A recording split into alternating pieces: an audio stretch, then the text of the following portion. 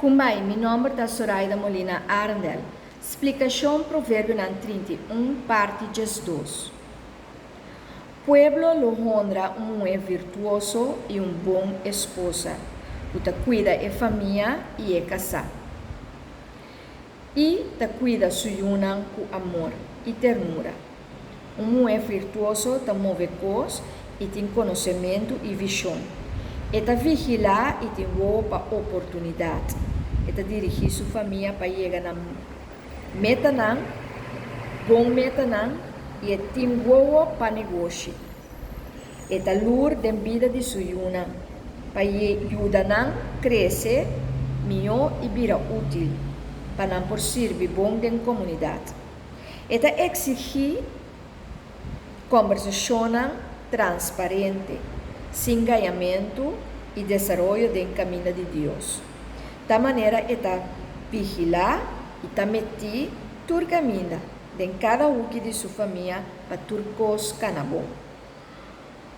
Aparência de gente por ganhar boniteza e beleza passa etapa temporada só.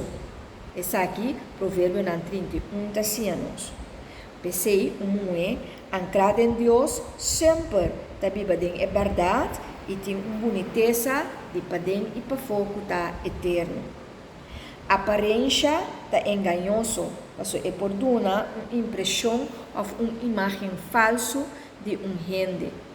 Gente por ter uma aparência bonita, de bom gente, maneira ângulo, pero tem mal intenção em seu coração, maldade em sua mente, e tem qualidade de ódio, vingança, rabia e alma que está magoso, alma desformada. Nós mestres cuida nossa aparência, e nos promete encontro e imagem que te dá uma impressão, pero é que te respeita Deus e teme Deus, te produz melhor qualidade e tem sempre bom caráter e personalidade. E essa que te estrala. Te pensei é importante para cuidar da imagem aqui. Mulher se tem encanto e beleza para gozar, para se casar por gozar, e para gozo para vista de de homem, su casar. Pero esse não me está a razão para casar com ele. Se tem de homem, não te quer, ora não te com mulher bonita, te queda assim para sempre. Esse tampouco não é verdade. Mas se chega dia que a mulher te vira pieu, e sua beleza não acaba na nada. E ora ela sua beleza de padem e interno, lo queda encanto para su casa. E esse lo queda encantar gente não. So é muita yen stralen de padem. É muita se estima Deus.